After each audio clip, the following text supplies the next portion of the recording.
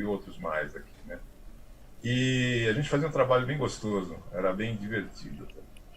Deixa eu só fazer a reintrodução aqui, porque como eu disse, a nossa transmissão está um pouco truncada e o YouTube, apesar da gente ter disparado aqui a transmissão já há uns 30 segundos, a gente perdeu a introdução inicial. Então, pessoal, deixa eu só fazer aqui, explicar novamente. Estamos aqui com José Pires Araújo Júnior, no seu, né, hoje reativando um canal, um projeto antigo do Pires, que é o Boas Impressões, é um canal de entrevistas, que da época, inclusive, da TV Publish, lá do começo da internet, do começo da TV, quando ainda tinha os sites .tv, né, eram os .tv, o pessoal fazia o começo das transmissões de vídeo, ainda sem essa tecnologia toda. Mas o Pires vai explicar melhor isso. Pires, é um prazer recebê-lo aqui. Olha, você tem o comando aí, por favor. Pode continuar. Desculpa a interrupção. Paulo, muito obrigado. É um prazer estar aqui. Obrigado pela gentileza de novo, né, de você dar um espaço aqui para mim, para a gente conversar. O Papo Net é fantástico, né? Ele é muito democrático e aberto. E a gente acaba tendo uns espaços muito legais.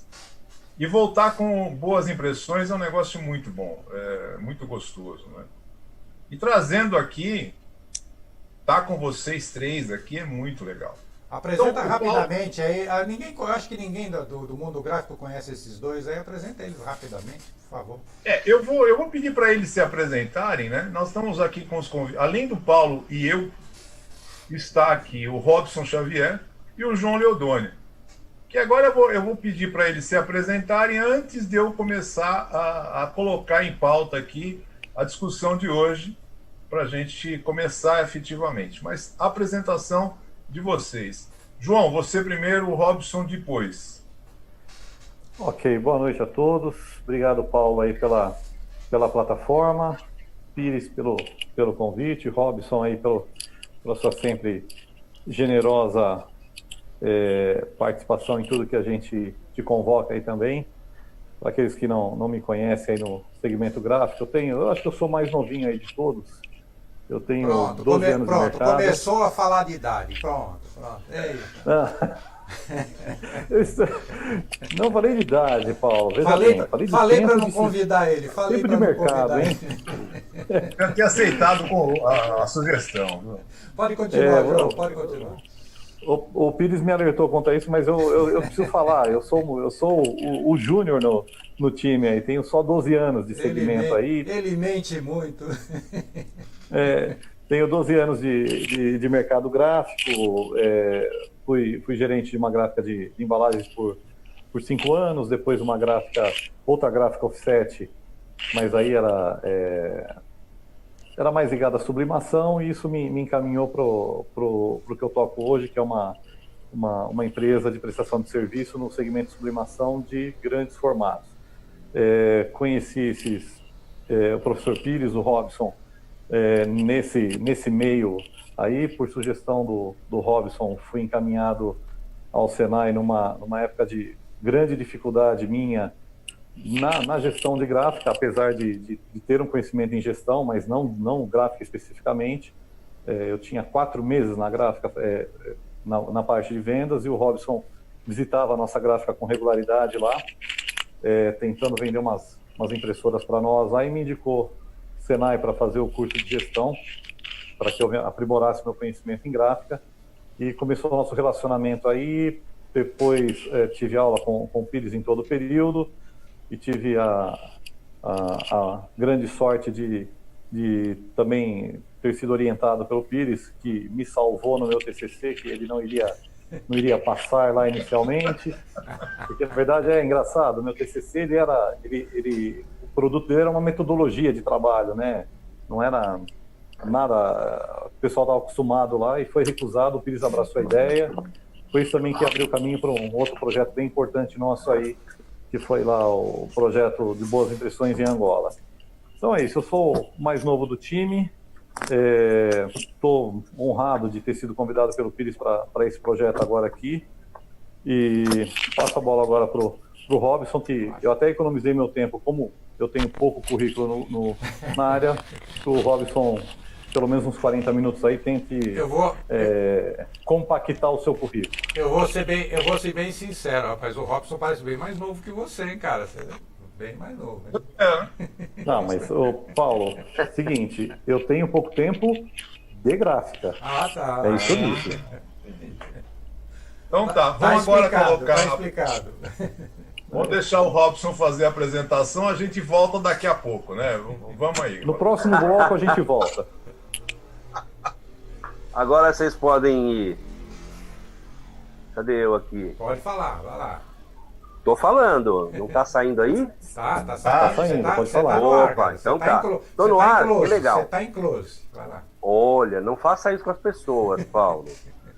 Legal. Ó, vocês podem ir jantar pelo horário de jornal. Volta depois do Jornal Nacional. Mas eu tô aprendendo a ser rápido, viu, Pires? Isso é uma coisa que eu aprendi por ter, sem querer, atrapalhado as suas falas naquele giro que a gente fez no Nordeste. Foi sem querer, mas a gente tá acostumado a falar sozinho, não ter outras pessoas. Mas você não estava sozinho, Daniel também. Pois é, e a gente se embola, cara, empolga. Mas na minha entrevista ele mais anotou do que falou, viu? É verdade.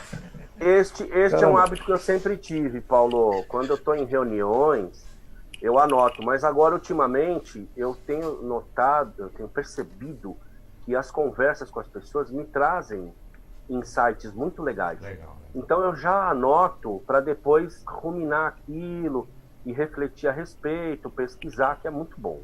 Legal. Mas se apresenta aí, vamos lá. Como se a gente não conhecesse você, mas fala aí. Legal. Eu sou Robson Xavier de Carvalho, estou na área gráfica desde o finzinho de 91. Eu comecei em área de vendas, como assistente, vendedor, em área de label, né, em embalagem. Depois, em 96, eu fui parar na área digital. Hoje em dia é muito fácil, todo mundo fala de digital. Mas lá em 96, era abrir o mato com um facão. Tem um cara aí no mercado, que todo mundo conhece também, que é o Flávio Medeiros. O Luiz Carlos Preso virou cerveja.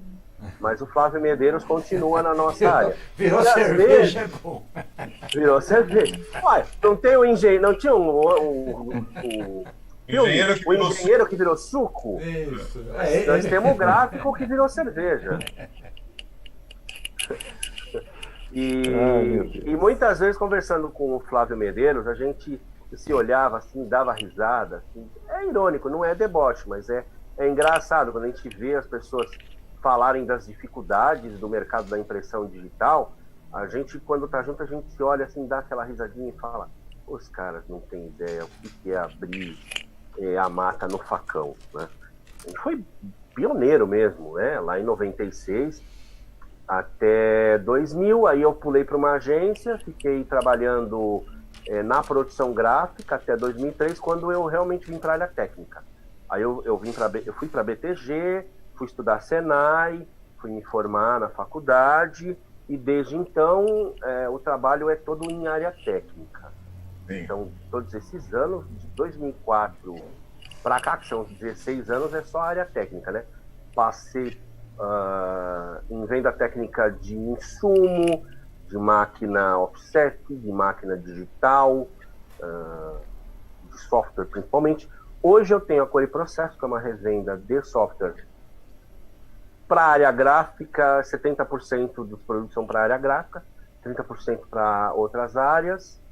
E além de vender o software, a gente faz a consultoria, faz assessoria técnica, faz alguns treinamentos, e a gente faz tudo o que precisa fazer, cara. Se você precisar... É uma coisa engraçada. 2 carnavais atrás, eu tinha voltado do Sul, de um atendimento, uma semana de atendimento num cliente, e ele falou assim: Robson, me arrume um motorista que tem que pegar um material na transportadora ali no Paris e tem que levar em São Roque. A gente não achava ninguém. Era segunda-feira de carnaval, não achava ninguém. E quem estava disponível queria um absurdo de dinheiro. Falei, cara, ó, turco, hein? Quanto você paga? Quanto vocês estão pedindo? Olha, eu pedi 700, 800 pau. Cara, dá 400 que eu vou lá. E aí eu fui. Então, o que vocês tiverem que fazer, bicho, ó, pagando bem, que mal tem, eu faço qualquer coisa. Inclusive fazer chover, né? E chover eu faço quando eu viajo. Desde 2017. Ele tem uma nuvem né? própria. Ele tem uma nuvem própria que a gente estava comentando aqui para vocês, espectadores, saberem. O Robson tem uma nuvem própria que fez chover em Tocantins, né, em Palmas, no Tocantins, e fez chover em Teresina. No Piauí. Né? Não, no Maranhão choveu também, filho. Maranhão. Mas as mais absurdas foi Palmas e Teresina, que Teresina é um lugar seco, e choveu no dia que a gente estava lá, e choveu também em Palmas, que também não é muito fácil de chover, não. Mas a gente consegue isso. Muito bem. Bom, senhores, o nosso assunto aqui, vamos explicar a dinâmica do programa. Não existe dinâmica. A ideia aqui não é nada estruturado, é um bate-papo de amigos. Nós temos um grupo de WhatsApp que a gente fica conversando, falando um monte de abobrinha, e por isso da retomada do Boas Impressões, por causa desse grupo de WhatsApp com abobrinhas. Está faltando aqui o nosso querido Mineiro, né? Que ele está ocupado neste momento, né? Mas são coisas que nós vamos falar aqui, não necessariamente só de mercado gráfico, ligado a mercado gráfico, é que nós todos aqui, nós quatro, eu, Paulo, João e o Robson, somos do mercado gráfico de alguma forma, né? Mas a gente flutua, navega, ou o nome que você quiser dar, em outros mercados, né? Se a gente parar para pensar, nós trabalhamos muito, eu trabalho com outros mundos, né? Varejo, serviços e tudo mais, com tecnologia, o Robson com muita tecnologia, né? O João foi de outras áreas, inclusive área financeira, porque ele é economista também por formação. O Paulo, então, o engenheiro que virou jornalista, né? Então, aquelas coisas doidas que a gente tem aqui no mercado. E a gente queria falar exatamente isso, porque foi, e aqui eu vou falar, Natália Braga, uma ex-aluna de tecnologia gráfica do Senai, mandou para mim uma mensagem, falou assim: professor, tem um tema bom para os debates de vocês. E o tema é isso, né? Tem muita gente que está trocando de área. E isso daí me chamou a atenção. Eu acho que a Natália tem razão, uma coisa que chama a atenção, né, Natália? Você está certo. E a gente precisa debater um pouquinho sobre isso, e nós vamos falar sobre isso. E nós temos no mercado, não é só no mercado gráfico, mas eu tive vizinhos que eram um engenheiro da Ford, que virou dono de pousada na Bahia. Advogados que viraram professores de surf, tem escola de surf, isso daí eu vi na televisão, não conheço cá. Jornalista que montou hamburgueria, e outros tantos aí que vem mudando. Não é só o mercado gráfico que tem mudanças, né? Mas tem. E eu acho que a maior mudança que eu vi até hoje no mercado gráfico é do Luiz Caro Preso. Grande Luiz, um abraço para você. E virou de gráfico, anos de gráfico, inclusive a Bigraf, né? Ele era o marketing da Bigraf, ele era o chefe do departamento de marketing da Bigraf. Foi gerente da BTG, Gerente da BTG. Administrador, né? Ele foi administrativo da BTG. Foi gerente geral, acho que. Gerente geral, gerente. Não, foi. Ele conta isso no bate-papo. No bate-papo aqui no Papo Net que teve a semana passada. Ele conta isso. E aí ele vira o sommelier de cerveja, premiado. Um cara premiado no mundo aí, da cerveja e tudo mais. Né? Então, escreveu um livro a respeito, É professor e já teve inclusive aluno dele que ficou em terceiro lugar num curso na Alemanha. Num curso da Alemanha. Então, assim. Aliás, concurso na Alemanha. Concurso, O Caro Preso é um exemplo, nós tivemos outros exemplos aí que nós vimos, mas vimos também o inverso, né? Eu conheci muita gente que era de mercado de indústria farmacêutica virar dono de gráfica. Eu conheço um executivo de banco que está aqui agora, inclusive. Pois é. Pois é. Que é o Acontece. Pires. Que é o Pires, Acontece. né? Que veio Acontece. Olha da onde ele Amealhou- vem. Olha da onde ele vem, né? Amealhou muito dinheiro com o overnight, né, Pires? Fez uma reserva. O overnight é do baú. E eu queria a opinião de vocês aí sobre isso, né? Porque eu conheço muita gente que é analista de sistema, que montou loja, enfim, advogados e administrador. O administrador é aquilo que eu falei para vocês, né? O administrador vai trabalhar em qualquer empresa dele. Mas eu acho que um pouquinho disso que eu vou colocar para vocês, eu acho que é porque também tem uma coisa no brasileiro de querer ser empreendedor. Embora seja um país complicado para empreender. Mas eu acho que o Brasil é empreendedor. O que você acha aí, Robson? Eu concordo com você, Pires. Eu acho que a gente tem uma veia de empreendedor mesmo. Nós somos cobrados, pelo menos as pessoas que têm atividade comercial, é natural que eles acabem pensando sempre com cabeça de dono. Então você já vai botando aquela sementinha de empreendedorismo. Mas para não perder o capítulo do Luiz Caro Preso, eu preciso falar isso porque o Luiz virou avô essa semana, tá todo felizão da vida, Verdade, primeiro isso mesmo, neto. isso mesmo. Parabéns Luiz ao é vovô Luiz. Parabéns, Caro Preso. Parabéns. Luiz é um cara muito importante e significativo para mim, porque eu trabalhei com ele nos anos 90 com impressão digital.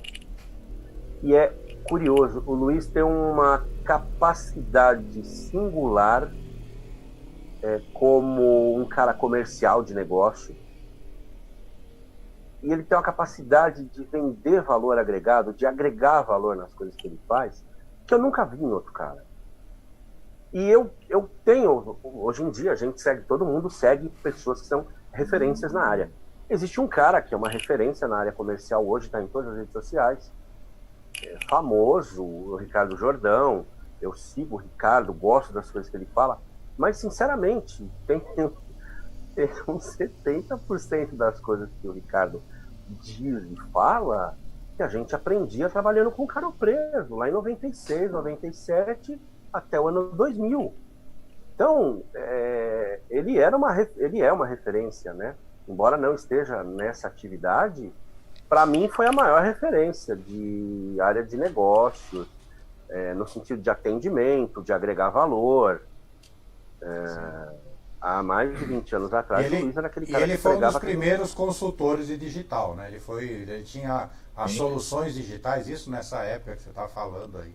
Ele já tinha. A solução digital foi depois, tá? Depois, né?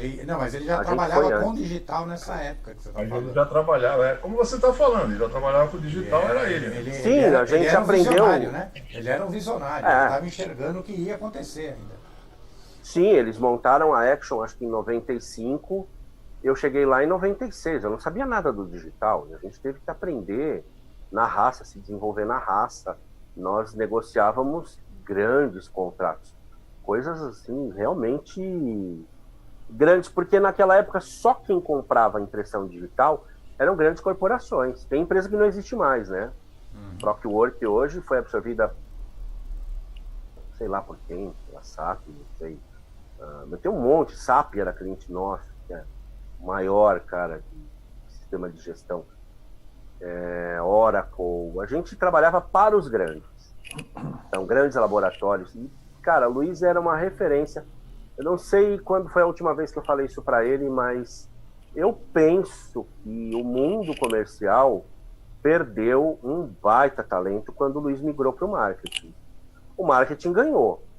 Porque, sinceramente, com todo o respeito que eu tenho às outras pessoas que vieram antes e depois dele. Ele conta isso no bate-papo, ele na verdade não foi, ele não migrou para o marketing, ele foi migrado para o marketing.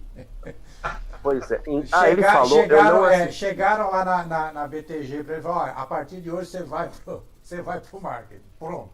Pois é. Eu tava lá. Foi o maior choque do mundo. E ele tinha acabado de fazer um projeto maravilhoso lá na BTG, né? Ele achava que ia capitanear esse projeto. Ele conta isso, inclusive, no bate-papo que ele teve comigo. E aí, de repente, o pessoal acima dele falou, olha, nós estamos precisando de você no marketing da Abigraf. Foi quando ele foi para o marketing da Abigraf. A sina de quem é muito bom, já discutimos antes, a sina de quem é muito bom e de quem é muito adaptável é que se precisar de alguém em alguma coisa, em algum lugar a qualquer hora, você já sabe que você tem o cara. Puta, aquele cara se adapta a tudo. Para levar o material lá em São Roque, por exemplo, né? O cara que faz, o cara que resolve qualquer parada, né? Agora, João, mais ou menos. João, você foi um cara que saiu do mercado financeiro e despencou para a gráfica. Mais um, né? Mais um. Mais um. Assim, a minha história, ela foi... Não é por acaso, né? Porque eu acredito que nada é por acaso. Eu acredito que foi uma providência divina aí na minha vida que acabou que me encaminhando para o segmento. Eu fui financeiro de uma empresa de tecnologia bancária por 5, 6 anos. Migrei para a área comercial para atender um dos grandes clientes deles lá, que era o segundo maior cliente nosso, que é um grande banco, que tinha sido recém-comprado o banco, o Banespa, né? A gente atendia o Santander e o Unibanco, 2 maiores clientes na época. Aí eu fui cuidar das contas do Santander e por uma das situações de mercado aí perdi meu emprego e fiquei um tempo desempregado e assim, é uma história muito rica isso, mas a gente não tem tempo para isso. Mas eu caí em gráfica. Fui trabalhar numa gráfica de embalagem, uma gráfica que já tinha muitos anos no mercado. Na época, eu já tinha mais de 50 anos na época. Fiquei 4 anos como vendedor e fui convidado... 4 anos não, perdão, 4 meses. 4 meses. Fui convidado para assumir... Eu estava fazendo as contas aqui, não estava batendo. Não. 4 meses... eu fui convidado para assumir o chão de fábrica, né? Então imagina, é desafio. Eu imagino também que quem faz o caminho contrário, eu não sei se está esperando algo como eu esperei, um grande desafio, né? Que para mim na época foi, eu nunca me neguei a ser desafiado. Eu trabalhei em vários segmentos diferentes, mas aquilo realmente me assustou bastante, porque você vê uma gráfica que a parte que eu tocava tinha 23 funcionários inicialmente, mas se pega desde a compra do cartão, estoque de bobina tal, e entrega pronto para colagem, passando por enobrecimento, tudo, 2 impressoras, 3 corte-vinco, automático, tudo. Então foi um grande desafio. Mas assim, falando do contrário, né, que é o nosso tema, hoje, eu acho que a gente precisa primeiro definir aí o que o pessoal entende por área gráfica, né? Tem muita gente que fala de fuga da área gráfica, fala muito de offset, né? Como se o mundo gráfico fosse só offset. Eu hoje, a partir de uma plotter de 1,60 m, eu vivo a área gráfica, né? Eu presto serviço de prensa térmica e eu estou na área gráfica, né? Estou numa parte da área gráfica, né? A pessoa que faz eu não faço, mas está muito ligado ao nosso trabalho, até complementar. O pessoal faz uma caneca lá, é a área gráfica também, né? Então a minha visão disso, eu acho, aí ó, tudo CCA, hein? Canequinha aí passou pela Paris Sublimação aí. Então eu estou aguardando o pedido do Papo Net, que parece que ia entrar, não sei. O senhor do Papo Net tá, não sei. A gente está fazendo uma poupança para comprar um bom volume. Então tá bom. Porque a gente está com 20 mil visualizações, a gente vai precisar de um volume grande para atender essa demanda. Eu acho que é por aí mesmo, viu? Então, o que eu vivi dentro de gráfica, o que eu percebo é o seguinte: a gente tem muita coisa que às vezes até nós do próprio segmento não divulgamos, né? Dá um exemplo aí. Conheço muito jovem, tenho sobrinhos que gostam de tecnologia. O negócio é trabalhar com tecnologia. Um sobrinho é formado em TI, o outro tá numa área de desenvolvimento de games, estudando isso aí e tal, não sei o quê. Mas se a gente for parar para conversar 5 minutos com o Robson, que não vamos conversar 5 minutos, vamos conversar 1 hora, 2 horas, o que o Robson faz, o que o Robson atende, a parte que o Robson atende, tem uma tecnologia violenta aí. Então, às vezes por desconhecimento, às vezes você está dentro de uma gráfica, você não tem um estímulo para buscar um conhecimento fora, para colocar ali dentro. Você tem muita coisa que às vezes acaba fazendo com que o profissional olhe para fora, né, olhe para fora da gráfica. Eu, quando tive a minha grande necessidade de especialização, eu tive a grande sorte de meu caminho cruzar com o do Robson, e ele me indicar o Senai, e ali realmente me abriu a mente para um monte de coisa, inclusive para isso, para ver o que eu não enxergava dentro da gráfica, as possibilidades que tinha, o que a gente poderia fazer, mas principalmente os desafios. Uma coisa que a gente estava conversando essa semana, né, Pires? O que eu acho que a pessoa que está em qualquer segmento, para que ela não saia, ela precisa ser desafiada diariamente. Eu acho que tem desafios. Talvez as pessoas não são estimuladas a tal, ou talvez estejam cansadas também disso, né? Talvez seja uma soma disso tudo. Mas na minha visão, assim, se for traçar uma linha, assim, vamos por aqui, eu acho que é mais por aqui. Eu acho que tem mais a ver com o desafio das pessoas. A gente trabalha pouco o ser humano, né? Quando eu vejo a Cris com o conhecimento e a bagagem dela no CCA e atuando em gráfico, eu fico muito feliz, porque eu penso, poxa, tem salvação. Talvez por aí a gente consiga reter mais talentos, descobrir talentos, desenvolver talentos, mas principalmente reter dentro do segmento gráfico. Então a minha visão é um pouco por aí, né? A Cris está fazendo justamente uma colocação. A Cristina Simões está nos vendo, viu? Né? Eu quero falar 2 coisas aqui. Primeiro da Cristina Simões, e em seguida, porque a Cristina colocou isso daí, eu vou dizer. A Cristina Simões está falando, chama atenção o crescimento do empreendedorismo feminino. São mulheres de alta posição que descobriram essas oportunidades. E é verdade. Eu tenho uma cunhada que é analista de sistemas e estava numa posição gerencial dentro de uma grande empresa, e ela largou a grande empresa para ser empreendedora, né? Então, ela largou o que ela fazia, ela é analista de sistema, manja muito do sistema, conhece bem o produto dela, se dava bem, era uma boa gerente, e ela saiu da posição que ela estava para empreender. Pouco também porque aquilo que vocês estavam colocando, né? Não importa muito o tamanho da empresa, mas o que acontece é que algumas pessoas vão embora de empresa e vão fazer assim, eu vou montar uma empresa para mim, eu vou trabalhar com carrinho de cachorro-quente e tal, porque a empresa que ele está não lhe permite crescimento, né? Eu tenho uma pesquisa que se repete, agora apareceu novamente, que é sobre por que o cara vai embora. Por que os caras pedem a conta das empresas, né? Salário é a quarta razão, sabe? Ambiente de trabalho, oportunidades de emprego, desafio, e aí vem salário. Então, se você não tem isso, o cara vai embora mesmo, vai embora. E ele vai procurar outra coisa, porque ele fica desgostoso, ele não acredita mais no que ele está fazendo. Nós estamos falando de gráfico, mas isso daí em todas as áreas é isso, né? Se você pegar o ramo bancário, né? Quem é bancário, quantas pessoas não vão embora do ramo bancário? E se você parar para pensar, o banco, o que ele tem de áreas internas, que você pode crescer, que você pode se desenvolver, é enorme, sabe? E hoje, eu dou graças a Deus por ter sido bancário, né? Ter sido gerente de banco, ter sido executivo de banco. Porque abriu minha visão, foi um negócio fantástico. Eu estudei muito também por causa disso. Mas chega uma hora que você não acredita mais no teu crescimento. E é uma verdade. Não sei hoje, né? Porque eu estou fora há muitos anos. Mas eu também sei que tem bancos que pensam diferente. O primeiro banco a pensar nesse tipo de coisa foi o Real, que foi encampado, foi comprado por outros bancos, eu nem lembro, mas acho que foi Santander, não lembro. Foi Santander.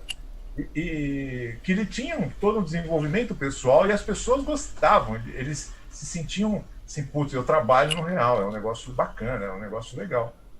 Agora tem gente que tem vergonha de dizer que empresa que trabalha, né?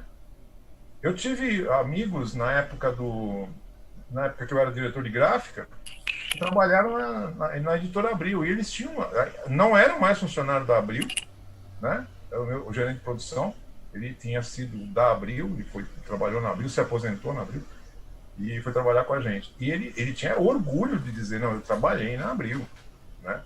Como a gente tem orgulho de ter sido, eu e os meus colegas, de nós termos sido os professores do Senai, por quase 16 anos. A gente tem orgulho de dizer não. Por quê? Porque a gente cresceu, a gente fez um monte de coisa. A gente teve um desenvolvimento enorme, né? Nós saímos do Senai, mas o Senai não saiu da gente. Essa é a verdade, né? Então, por quê? Porque a gente, a gente é senaiano. Vocês então, são Pires, cientistas, a gente é senaiano. Mas e por quê? essa questão de crescimento, a gente sabe, a gente que é mais próximo sabe que você mais alguns saíram do Senai, mas tinham projetos para o Senai para longa data, né? Sim. Eu tinha projetos para o Senai. Nós tivemos um projeto em 2012 para ir para a Alemanha. Nós levamos 15 alunos para a Alemanha. Em 2012, pelo projeto Boas Impressões Drupa, né, na Alemanha. Nós, em 2014... Aliás, falando de novo do Carol Preso me substituiu porque eu tinha que dar uma aula de marketing aqui na semana que eu estava na Drupa, né? E eu pedi para o Carol Preso, foi ele que deu aula para mim de marketing. O pessoal adorou ele. Em 2014, Boas Impressões, nós fomos para Angola, né, com os alunos, né, o João foi um deles. Em 2015, nós tínhamos programado Boas Impressões, projeto Boas Impressões Argentina, na verdade, Fundação Gutenberg, na Argentina. Estava tudo pronto, o pessoal indo, mas daí deu um movimento lá contra o governo, que toda hora tem também, né, mas teve um movimento contra o governo e a gente acabou não podendo ir porque era risco, né? A própria empresa que estava organizando para nós avisou, pediu, achou melhor a gente não ir porque era risco demais. Quer dizer, a gente tinha trabalho, a gente fazia as coisas, tinha lá Simone Ferrarese, Manteigas, que ajudavam a gente a fazer os projetos. O projeto que a gente fez lá do Laboratório de Estratégia e Gestão, né? A gente era motivado para isso. Ao mesmo tempo, eu era professor de outras faculdades, que eu era motivado a dar aula. Eu não tinha projeto mais nenhum. Não vou citar aqui bobagem, mas eu não tinha mais, assim, eu ia dar aula. Dava uma aula como eu gosto de dar aula, como eu faço aula, mas eu não era motivado para fazer aula, para dar uma boa aula, fazer um projeto diferente, um negócio doido, uma coisa. Como vocês foram meus alunos, sabem que a gente faz dentro de sala de aula e fora de sala de aula. Você precisa ser motivado, né? Não adianta você, não adianta você estudar só engenharia e você vai para engenharia e você chega num ponto que, se você não for motivado a melhorar como engenheiro, você vai ser empresário. Pode ter certeza disso. Você vai procurar outra coisa, você vai vender carro, e vai trabalhar no mercado financeiro. Você vai trabalhar no mercado financeiro. Porque o mercado financeiro, o que tem de engenheiro trabalhando é piada, porque ele precisa de gente que faça cálculo. Então, você precisa se motivar de alguma forma para ficar onde você está fazendo, o que você está fazendo. O Robson está aí, tecnólogo gráfico, mas na verdade ele trabalha com sistema. Muito embora... Hoje você trabalha com sistema. Muito embora o mercado gráfico é altamente tecnológico. Ele é, Pires. O que me puxou para isso é a natural exigência do mercado.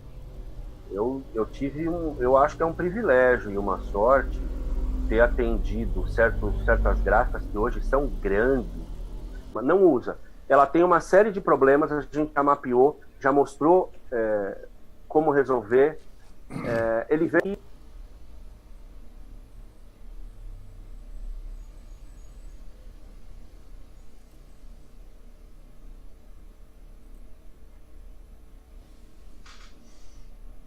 não existe sem tecnologia.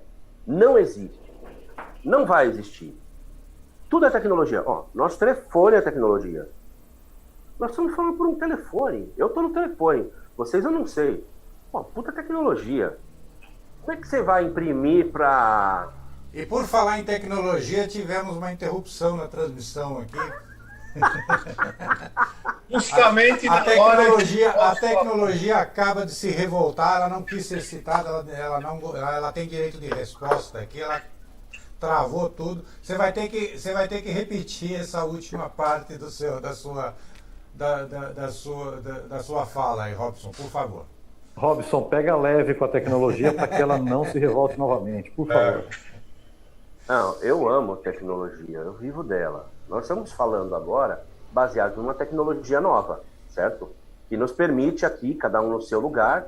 Eu estou na Penha, sei lá onde é que vocês estão. Eu poderia estar em qualquer lugar do mundo com uma conexão de internet. Então, a gente vive, a tecnologia nos ajuda muito. Mas eu estava falando que as empresas têm excelentes profissionais que estão dentro das empresas. E aí, linkando com o que o Pires falou, o cara tem que ser desafiado para trazer alguma coisa de diferente para aquele negócio. Existe o desafio, porque, querendo ou não, nós somos desafiados o tempo todo a produzir mais e melhor. O cara tem o desafio, mas ele trabalha numa empresa que ela não enxerga isso. As pessoas que são responsáveis não estão enxergando, e o cara fica cansado. Aí ele fala para mim assim, ô Boto, se souber de alguma coisa, me fala aí que eu não vou ficar não. Pô, mas por quê? Você tá num cargo bom, tá ganhando bem. O cara não quer ficar, porque ele tem um problema para resolver. Ninguém deixa ele resolver o problema. Impressionante, eu já passei por isso. Alguém falar assim, você tem um problema, mas você vai ter que viver com ele. Aí você vê o cara comprar eu não vou citar nomes e marcas, mas você vê o cara comprar um carro de 300, 400 mil e ele não gasta 50, 100 na gráfica dele. Aquele cara bom se desmotiva. Ele fica de saco cheio. Nisso que você está falando, a Natália Braga está dizendo o seguinte: tem a percepção que nessa era tecnológica de acesso a tudo e a todos, o funcionário não pode continuar tendo esse afastamento e medo de gerência, presidência e etc. Muitas vezes as pessoas não querem ser empreendedor, mas a insatisfação, falta de acesso, de ter suas ideias verdadeiramente escutadas, com respeito, leva a esse caminho. E a Cristina Simões, inclusive, fala que é isso mesmo. A Cristina Simões viu isso mesmo. E a Natália colocou assim, é isso aí, viu, Robson? Agora, como... Mas é isso mesmo que acontece. Parou a transmissão. Então eu vou repetir a parte mais séria. Empresário gráfico, ou você abraça a tecnologia, ou você não fica no mercado. Porque não existe mercado de impressão sem alta tecnologia. Acabou, cara. Esquece tudo que te trouxe até aqui. Foi bom, seja grato. Pega aquela tua máquina mais antiga, reforma, pinta, põe na recepção da tua gráfica, olha, este negócio me trouxe aqui. Só que o que vai te levar daqui pra frente é tecnologia, bicho. E se você brigar, você vai ficar pra trás. Briga aí. Você quer brigar? Você quer ir pro rabo da cadeia alimentar? Você vai, bicho. Os grandes, impressionante, os caras mais disruptivos que eu atendo não eram gráficos. Mas cara, todos eles. Pires, o melhor cliente que eu tenho, a Gisele Bündchen, da Cor e Processo, são dois caras que eram pirueiros, bicho. Os caras são fantásticos. O que eles fizeram é assustador, de ousadia, de volume. Outro dia teve um post, né? Um colega nosso, aí, ex-aluno seu, vendeu uma máquina bacana para eles e tal, postou lá. Eu fiquei muito contente. Eu escrevi um negócio e foi na hora, mas depois eu escrevi assim, cara, parabéns. Esse cliente tem um nível de requisito de um porta-aviões. Ou seja, tudo tem que ser ultramoderno, super dimensionado e tem que funcionar a qualquer hora. E depois eu fiquei pensando, pô, realmente, o cara, ele é um porta-aviões.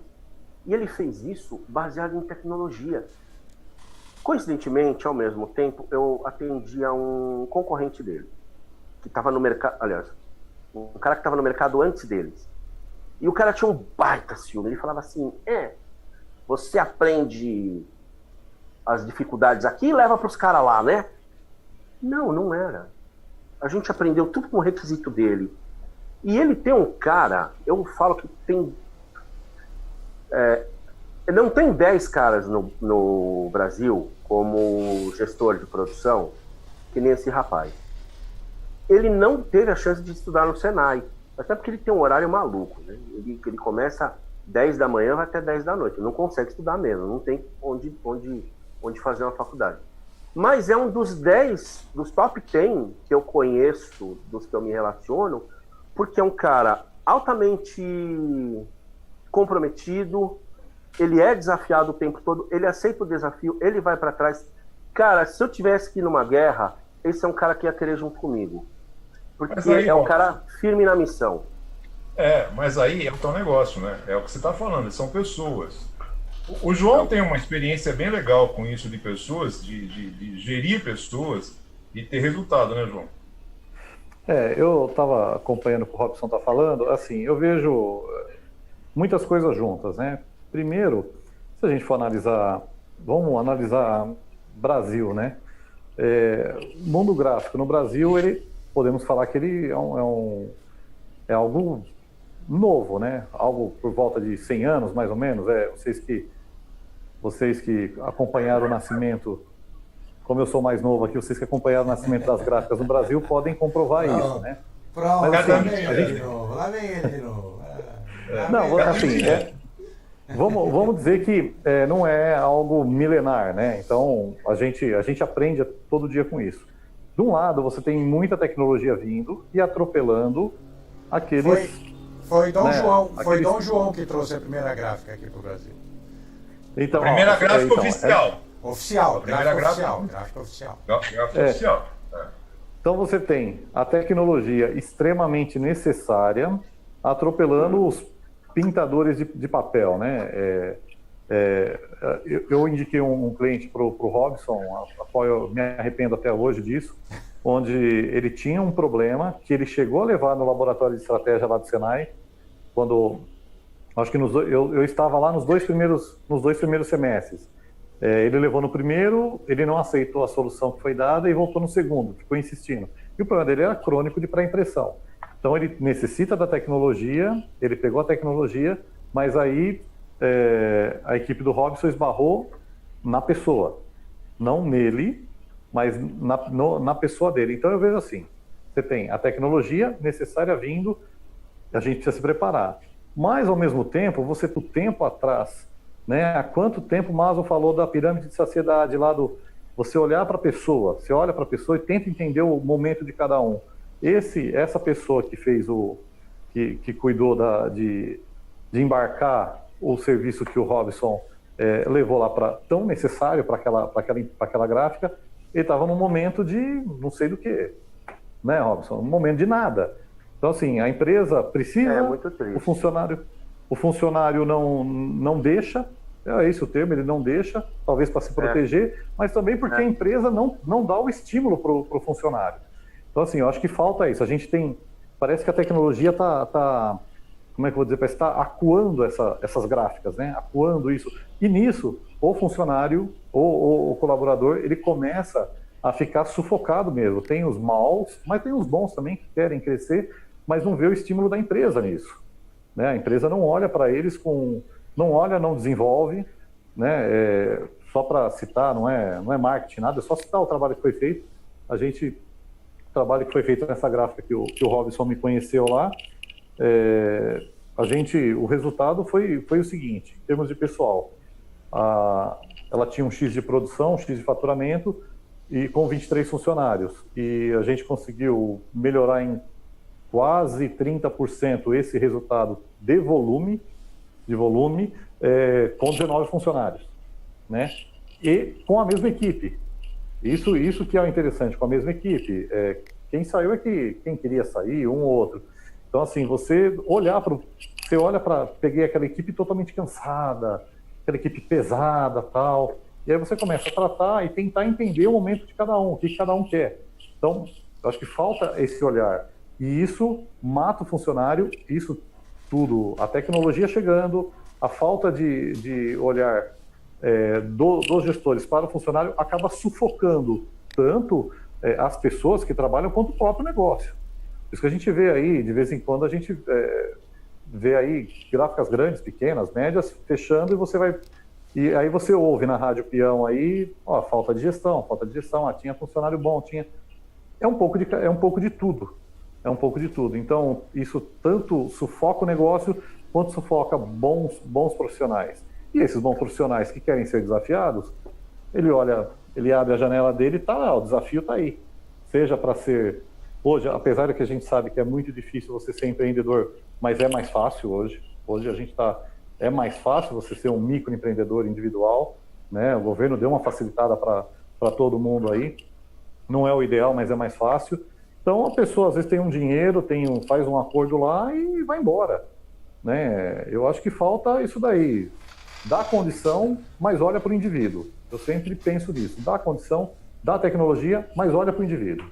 O Paulo também tem uma história de vida aí, que ele foi gestor, ele foi editor de revistas e tudo mais, e acabou saindo, né, Paulo? Largando tudo, dando um belo de um pé para ser empreendedor, né, Paulo? Na verdade, a minha mudança para empreendedorismo se deve ao fato de eu nunca ter me ajustado a nenhuma empresa, né? Para você ter uma ideia, até eu me tornar um empreendedor em 1989, eu comecei a trabalhar em 1976, foram 13 anos, eu passei por 6 empresas, né?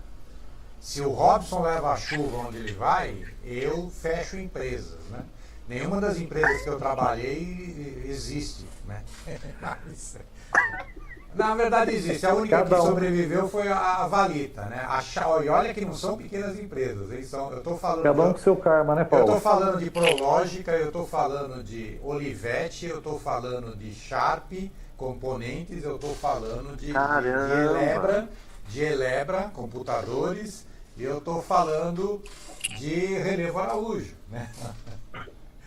Então, para vocês terem uma ideia, se bem que hoje ainda a Relevo Araújo ela tem ainda a RA Paper, continua um excelente trabalho, faz um trabalho maravilhoso com impressos de qualidade, mas a Relevo Araújo original não existe mais, né?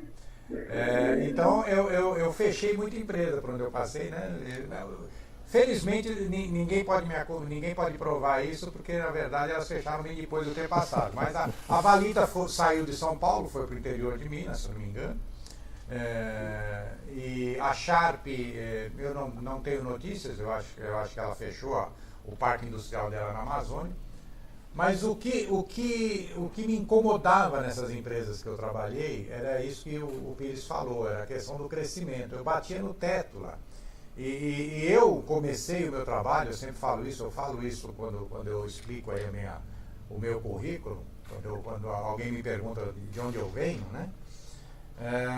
Eu entrei na área de engenharia, eu não era nem formado em engenharia, eu estava no começo do curso de engenharia, mas eu entrei porque ainda como técnico eu fui trabalhar na Valita, eu fui buscar um emprego na Valita e me ofereceram esse emprego na engenharia de produto, que era uma novidade, a Philips tinha essa novidade, em 1978, poucas empresas tinham essa preocupação com engenharia de produto, com tentar melhorar a qualidade sem melhorar o custo do produto, né?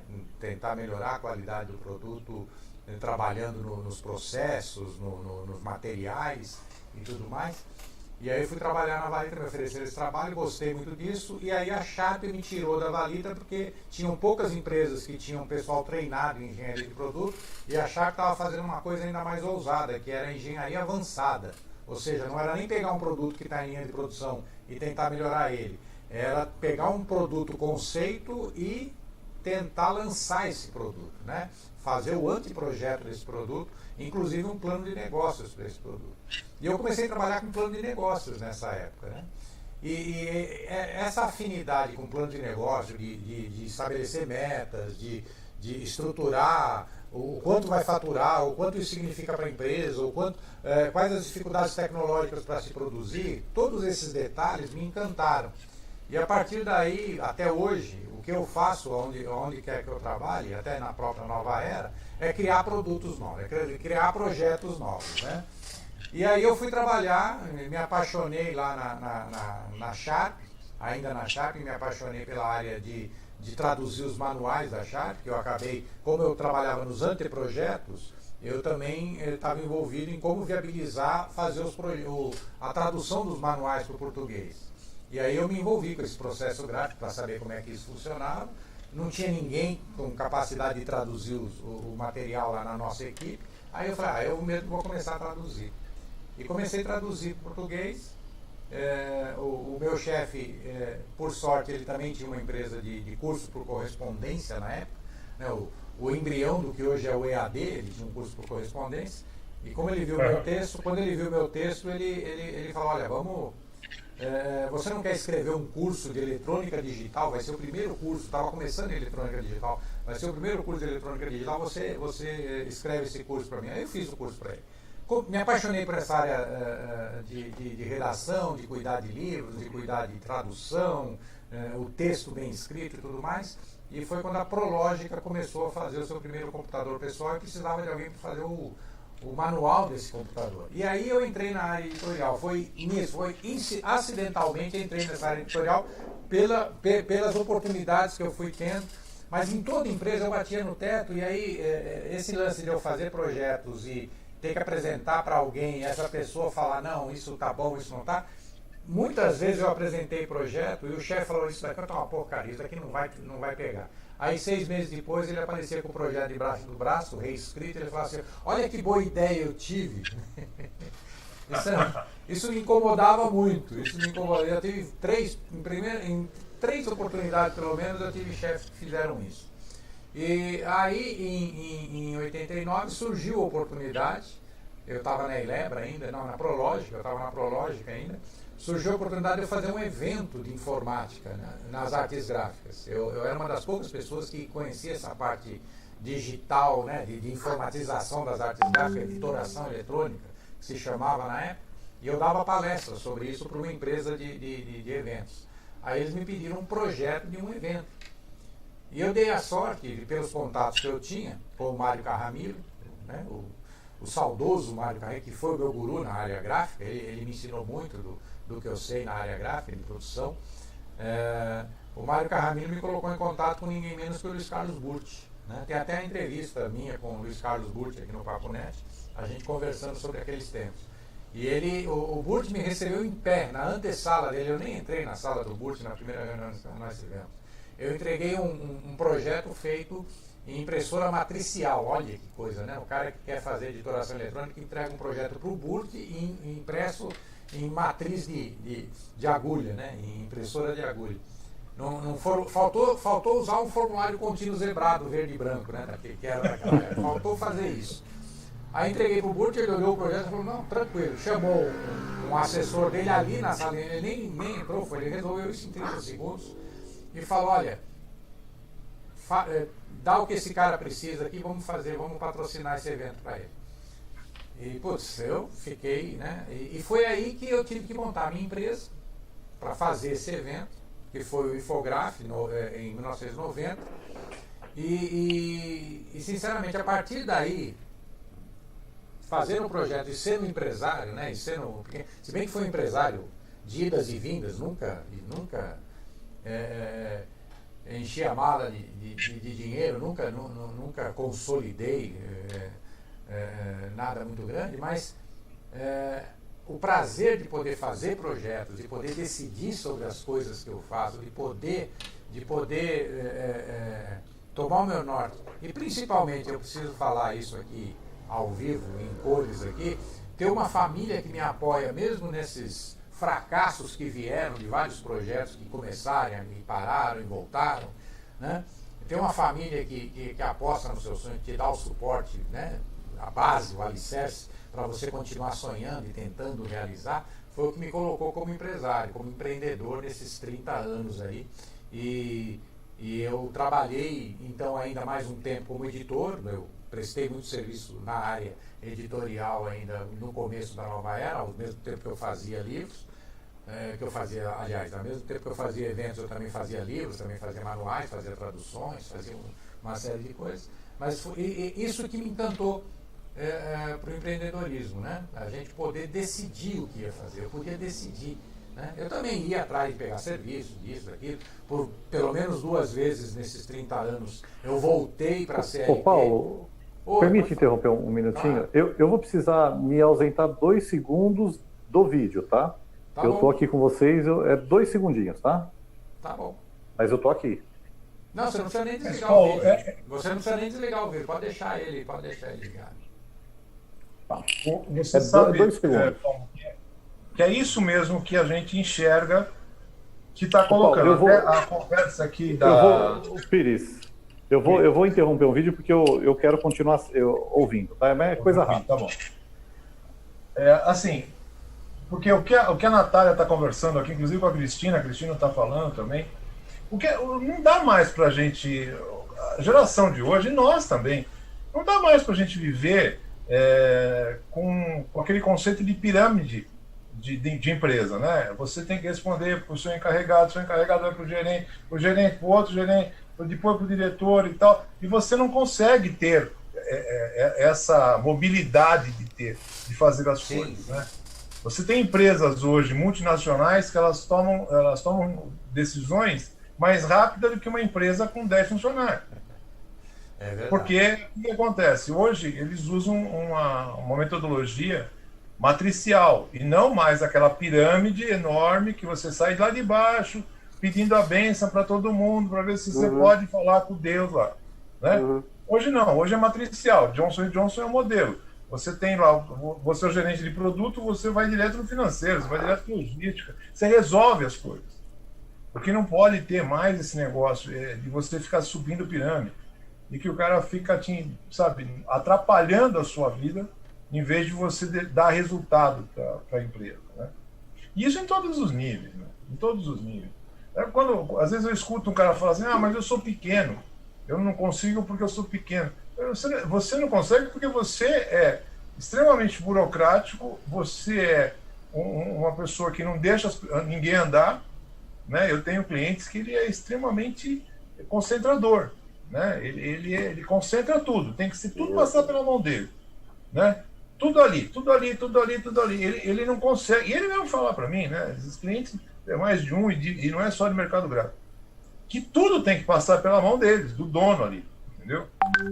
Eles não deixam as pessoas pensarem, então não adianta, sabe? Não adianta, você vai viver daquele jeitinho mesmo. Legal, espero que dê certo, espero que dê lucro, mas as pessoas vão ficar insatisfeitas. O cara vai trabalhar só pelo salário. O dia que derem uma coisa a mais para ele do que o salário, ele vai pelo mesmo salário. Ele vai sair pelo mesmo salário, ele vai sair pelo desafio, ele vai sair pelo ambiente de trabalho, ele vai sair por causa disso.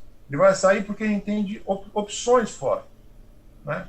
Então, você que é empresário, que supostamente está assistindo a gente, você precisa entender isso, né?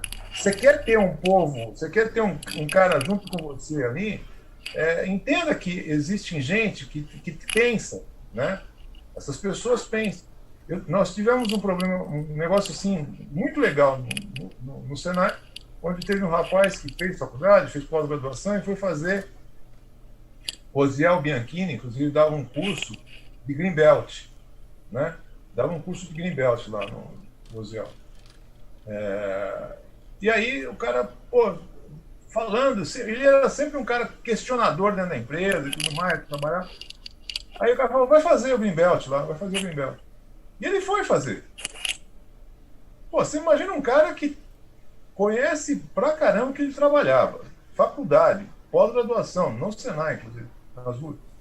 Aí ele vai trabalhar na empresa, já com o conceito de Greenbelt, acabou de fazer o curso de Greenbelt, Ele chegou pro dono da empresa, que era o diretor, e falou, putz, cara, eu tô com umas ideias aqui. Ele falou, para. Assim mesmo, para. Eu tenho um curso pra você parar de encher o saco. Sabe o que aconteceu? Foi Em embora. 6 meses, ele foi embora. Foi embora. Daí você pagou a faculdade pro cara, pagou a pós-graduação pro cara, pagou um curso de Greenbelt de alta qualidade, e o cara foi embora.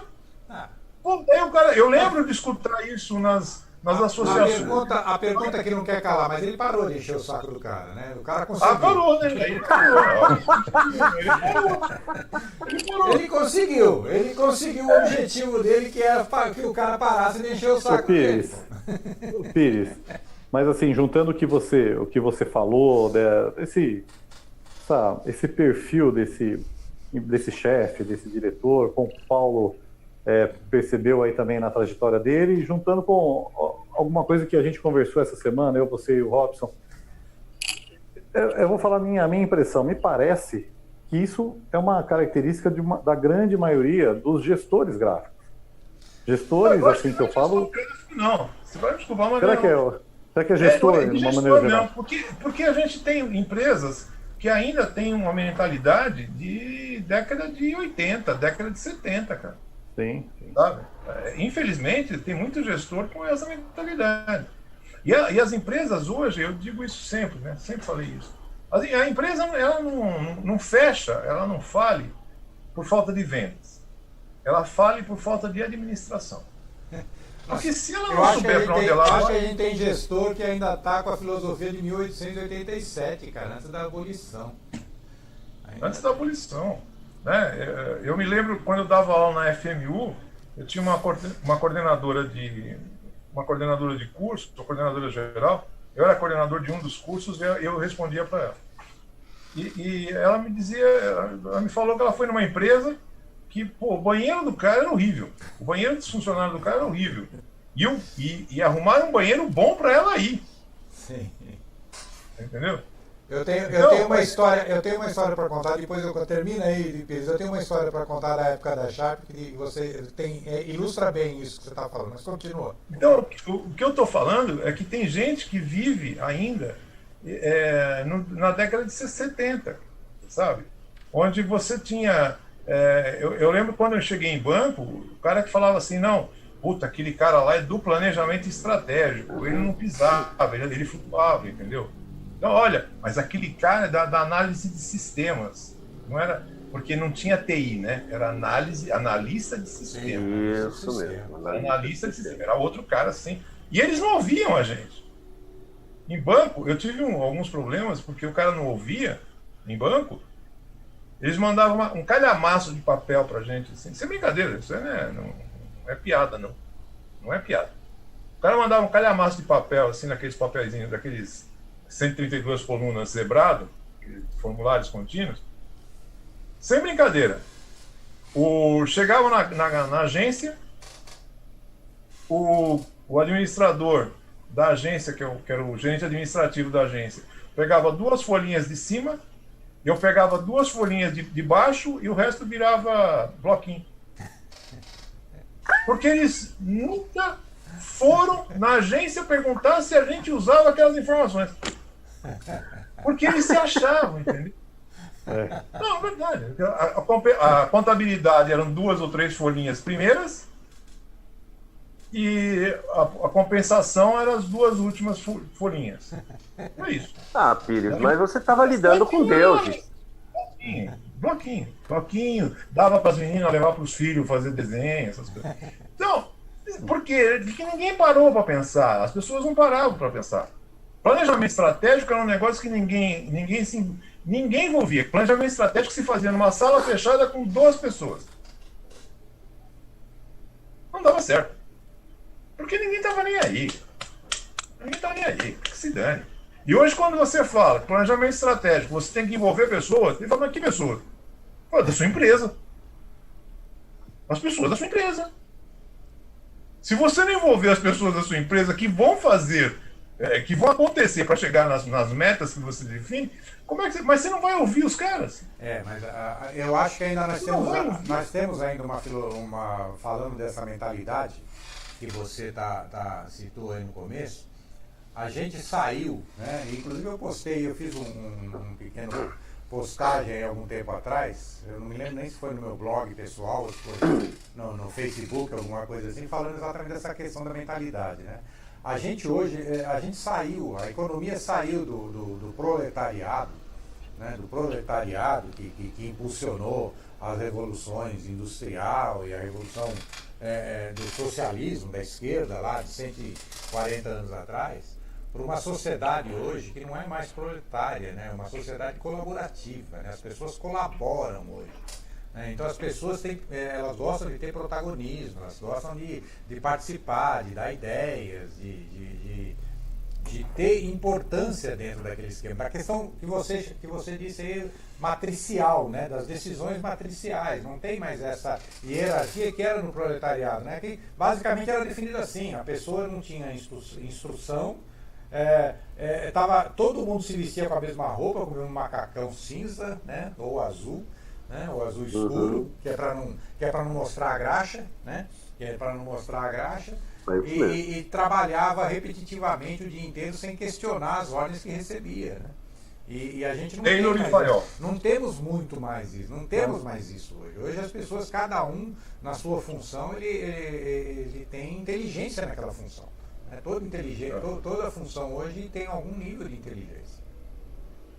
Eu queria fazer um comentário aí de um garoto. Ele foi meu aluno há 8 ou 9 anos atrás na Fundação Bradesco. E eu nem sabia que ele estava trabalhando para um cliente meu. E ele me chamou no Facebook, ele me chama de professor até hoje, e ele falou assim: professor, você vendia máquina, né?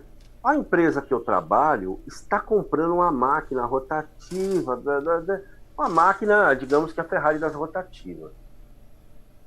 Eu falei, pô, beleza, conheço essa empresa, é meu cliente. Ele falou, tem como você me arrumar um manual dessa máquina? Que ela ainda vai chegar, acho que daqui 1 mês ou 2 ela vai estar montada. Eu queria já saber. Então ele teve uma presença de espírito, uma intenção, uma iniciativa tão bacana. Proatividade. Mas aí, Paulo, por que o pessoal da empresa soube? Porque eu atendo lá, o gerente da pré-impressão e o gerente de vendas, um dia a gente foi almoçar e estava a chefe do PCP e a gente foi almoçar, ou era uma reunião, e eu contei. Eles se olharam e falaram assim, a gente nunca ia saber isso. Por quê? Você falou daquele padrão antigo.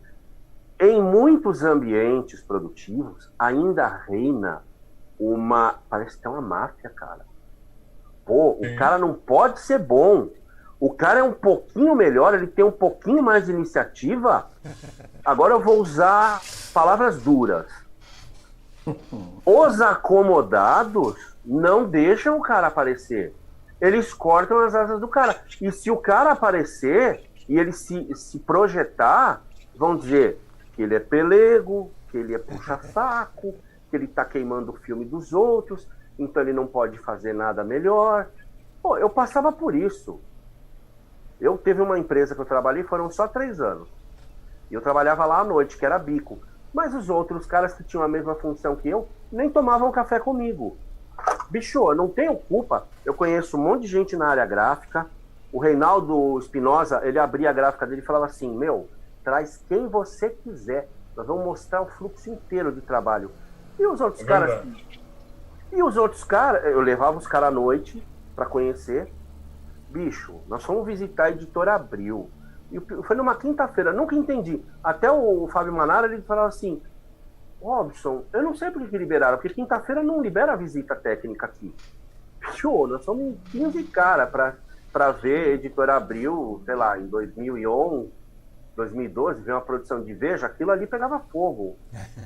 E os outros professores que trabalhavam lá, eles achavam que eu era arrogante, metido, que eu esnobava, que eu não respeitava os caras.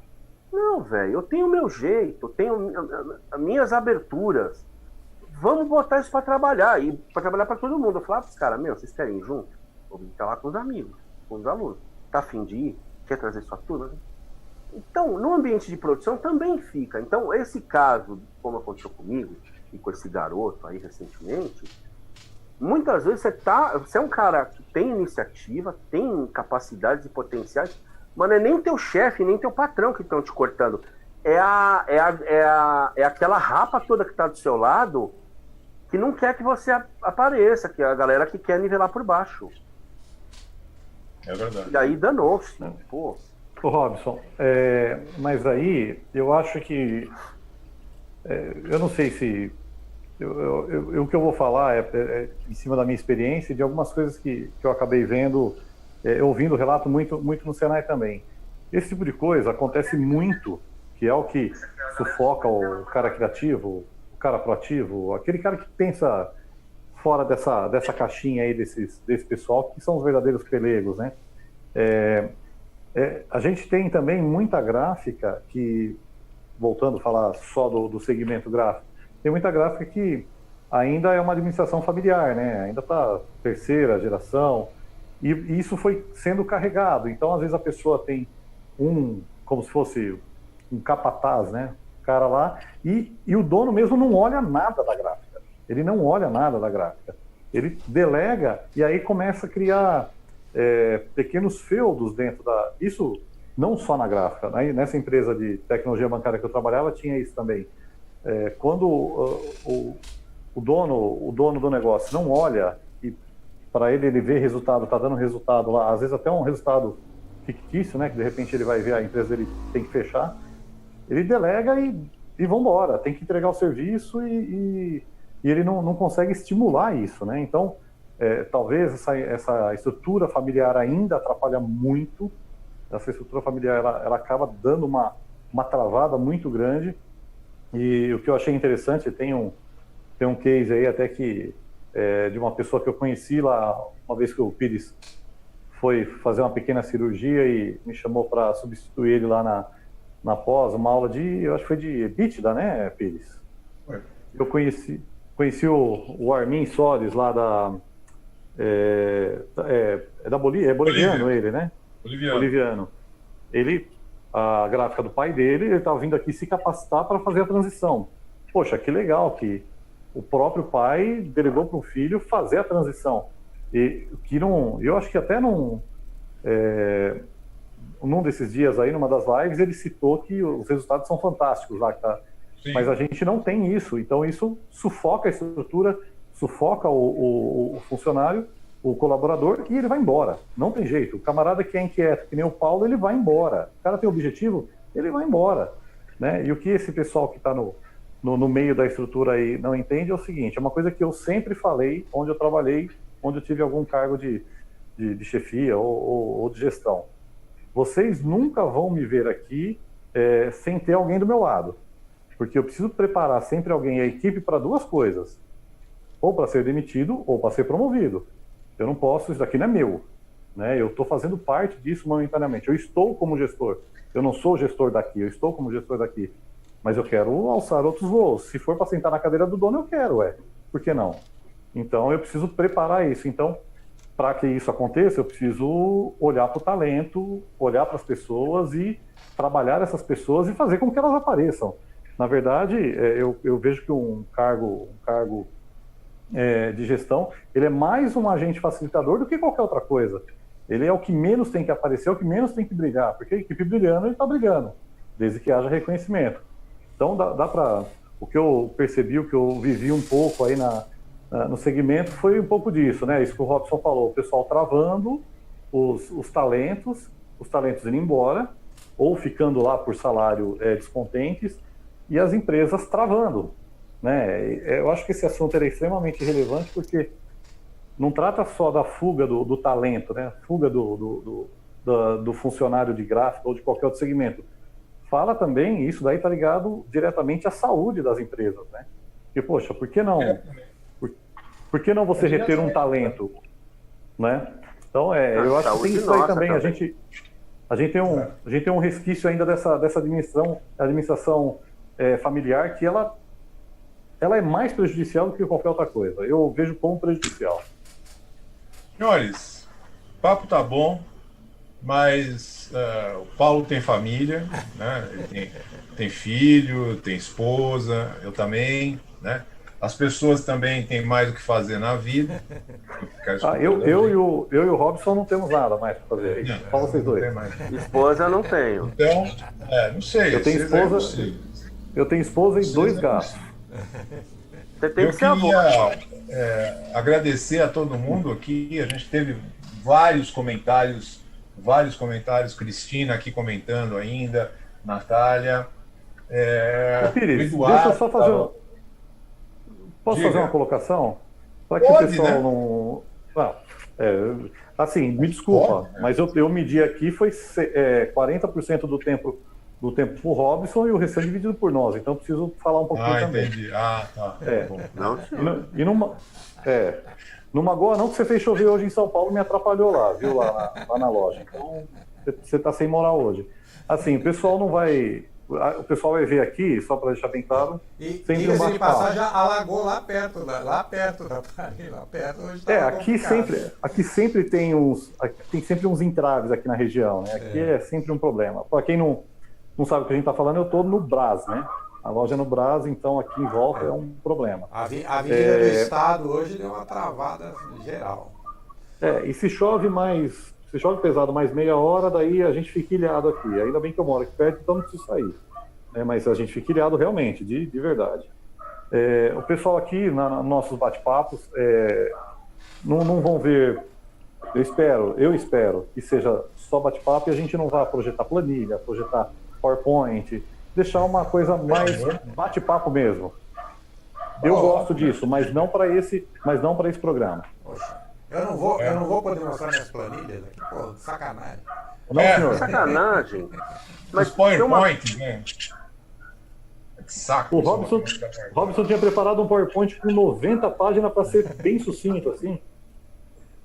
Pode falar. Eu não faço mais isso. Eu aboli gráficos. Eu nunca mais farei isso em apresentação nenhuma. Porque as pessoas não leem e elas ficam achando que você está lendo. E o cara não sabe. Então eu troco. Agora, quando eu começo uma fala, eu troco gráficos e planilhas pelas suas perguntas. Você pergunta que eu respondo na hora. Inclusive, eu precisava dizer uma coisa aqui a respeito das lives, Paulo. Diga. O pessoal não costuma comentar. Toda live, depois ela tem uma área de comentários. O pessoal não costuma comentar. Seria legal se eles pudessem comentar ali, porque a gente lê e a gente pode entrar lá e responder. Tem algumas coisas que são interessantes. Tem um rapaz que acabou virando cliente meu. Eu fiz um vídeo sobre o efeito da luz, né, na cor, e ele começou a perguntar e eu respondi. A coisa foi derivando e ele falou para mim, né, no final, ele falou, cara, ajudou pra caramba isso. Então, acho que se as pessoas comentarem, vai ser muito bom. Sim. Porque a gente pode fazer uma extensão disso aqui. O mercado, esse nosso mercado gráfico, né, que na verdade ele começou a entrar nessa onda de lives e de vídeos na internet, no YouTube principalmente, praticamente agora na pandemia. Para você ter uma ideia, a TV Publish existe desde 2008, se eu não me engano. E eu estava vendo aqui no histórico da TV Publish, um ou outro episódio chegou a ter aqui mais de 2.000 visualizações e tem pouquíssimos comentários. E para você ter uma ideia, a estatística mostra desses 20.000 visualizações que nós tivemos nos últimos 7 meses, isso é 98% ou 92%, agora não me lembro de cabeça. Eu preciso olhar minha planilha. Vocês querem que eu mostre minha planilha aqui? Não. Bom. Não precisa não. Depois você manda no WhatsApp. Eu ponho no comentário. Depois. Mas 92%, vamos pegar o pior número. 92% do tráfego, aliás, do tráfego foi agora de abril para cá. E alguma coisa perto disso, acho que até mais, acho que mais de 95%, foram os comentários. E não foram tantos comentários assim. Por exemplo, o bate-papo com o Robson teve alguns comentários, alguns bate-papos do Papo Net teve. As lives costumam ter bastante comentário durante a live, tá? Mas assim, comentários, interações pós-apresentação ou dos bate-papos, porque isso é o mercado grande. Eu acompanho vários outros canais no YouTube e é impressionante como o pessoal interage muito mais. A gente ainda está aprendendo, eu acho que o nosso mercado ainda está aprendendo a interagir. Né? E eu falo isso então, pessoal, a cada episódio. Comenta aí. Isso. Diga lá. Então, vamos mudar isso, Paulo. Vamos estimular o pessoal a comentar. Gente, comenta aí que a gente vai responder. Outra coisa, quero deixar um recado. Nós aqui queremos assuntos. O que vocês querem que a gente comente? Senão eu vou mostrar a planilha. Senão eu vou mostrar a planilha. Senão nós vamos pedir para o Robson mostrar os gráficos e as planilhas do Paulo. Ele vai trazer o PowerPoint dele. Vamos trazer PowerPoint. Então, o que a gente quer é isso, né? Eu recebo aqui nas minhas redes sociais, como a Natália escreveu, ela escreveu pelo Instagram, mas hoje também já recebi coisas pelo LinkedIn. Fiquem à vontade. Escrevam para mim assuntos que vocês querem que a gente discuta em qualquer área, qualquer uma das áreas que a gente trabalha. Mas a maioria vai ser em questão. E se quiserem sugerir outras plataformas que além do YouTube, se vocês acharem que o Instagram seria mais interessante, ou LinkedIn, ou Facebook, a gente pode experimentar transmitir o Boas Impressões em outras plataformas, até simultaneamente, para a gente testar se a interação melhora, se a gente melhora essa interação. CNN, talvez? Eu achei muito bom que tudo isso... Ainda não. Eu achei muito bom que tudo isso partiu de um comentário, né, da Natália. Eu acho que eu não... Ela foi tua aluna também, Pires, como o João e eu. Eu achei muito legal que partiu assim, né? Pô, imagina se as empresas fossem abertas assim, de ouvir o que as pessoas têm para dizer. Pô, seria fantástico. A nova economia teria que ser assim, né? Quem está na nova economia... Vai ser, na verdade, né? A tendência da nova economia é ser aberta, né? Porque não dá mais. E assim, eu queria muito que todo mundo que está vendo entendesse esse programa. Qual é o intuito do programa? É bater papo. Né? Se alguém quiser patrocinar a cerveja do Caro Preso, a hora que a gente tiver o cara, você manda, a gente toma. Nós vamos tomar cerveja ao vivo. Por falar nisso, dia 10 nós teremos aqui o Happy Hour do Papo Net, comemorando aí os 250 vídeos publicados. E a ideia é, inclusive, eu estou aguardando aqui do Caro Preso uma harmonização, uma recomendação de uma boa cerveja. E ele prometeu, talvez, vamos ver se ele consegue, um cupom de desconto para quem quiser encomendar a cerveja. E dia 10 a gente, no Happy Hour do Papo Net, comemorando 250 episódios, a gente vai ter aí cada um ou tragam a sua água mineral, tragam o seu cafezinho, não tragam nada, tragam só a presença e a colaboração. Mas eu acho ótima essa ideia de aqui no Boas Impressões a gente fazer isso também, viu? Gostei muito dessa ideia. Olha, e eu fico... Professor, eu gostei da ideia do patrocínio, mas aí eu tenho que defender o meu lado, né? Eu não bebo. Espero que até lá, calma, ele tenha desenvolvido alguma coisa que eu faço questão de beber da marca dele. Sem álcool. É isso que eu tenho dito. Pode ser sem álcool, João. Eu tomo cerveja sem álcool, porque eu não gosto muito de cerveja às vezes. Agora, eu tenho tomado algumas interessantes. Bom, nós estamos no final, graças a Deus, porque a gente tem coisa para fazer na vida, né? A gente tem coisa para fazer, hoje é sexta-feira, né? Sexta-feira. As pessoas solteiras, né, Robson? Pessoas solteiras, tem coisa para fazer. Nós que temos família também, a gente vai jantar ainda, né? A maioria vai jantar, essas coisas. Mas eu queria deixar, e sempre eu vou fazer isso, eu quero que vocês tragam também, eu vou dar 2 sugestões de leitura. Todo final de programa, eu vou dar a sugestão de livros, né? De leitura. A primeira é do meu amigo Marcelo, né? Que é De um Tudo para um Todo. Marcelo Ferreira, poeta. Mais pro centro um pouco, por favor. Isso, aí tá bom. Aqui, ó. Aí, ficou ótimo. É um livro lançado pela editora Scortese, muito bom, Marcelo. escreve muitíssimo bem, ele faz uns poemas fantásticos. O problema dele é ser palmeirense, mas ninguém é perfeito. Ah, isso é grave. E outro palmeirense, que é O Cheiro de Tudo. Isso aqui também é muito legal. O Cheiro de Tudo, que é do João Scortese. João, muito bom o livro. Eu já li, já tinha tempo para te falar isso. É muito bom o livro, gostei demais. Vale a pena, também da editora Scortese, escrito pelo João Scortese. Grande amigo, um cara fantástico. Leiam. Ler faz bem para a alma. Nessa pandemia, onde a gente tem que ficar inventando coisas, leia. Leia que faz bem para a alma. Ainda mais poesia, né? Poesia é muito gostoso. Bom, eu estou acabando por aqui. Quem vai acabar é o Paulo, mas, meninos, o Robson pode finalizar. É para finalizar, viu, Robson? Finalizar. Bom, então eu acho que até umas 10h30 a gente está tranquilo. Que sacanagem, Pires, mas eu aprendo com os meus erros. Eu tenho aprendido a sintetizar as coisas ou calar simplesmente. Eu quero agradecer vocês, o tempo de vocês, a ideia, a oportunidade da gente falar. Isso é muito bom, mas, sobretudo, a gente falar com franqueza. Porque é o falar com franqueza que realmente toca as pessoas para refletirem. Tudo que a gente fez aqui vai redundar numa reflexão, que é a questão que a Natália colocou. Por que as pessoas estão indo embora? Onde a gente está errando? Quem está nos assistindo, seja empresário ou gestor, abre o olho, cara. Você vai perder gente boa. Se já não perdeu, pare de perder gente boa. Valoriza a galera. Tchau. Muito obrigado. Bom, é o seguinte, essa questão de sair do ramo gráfico, eu vou usar aqui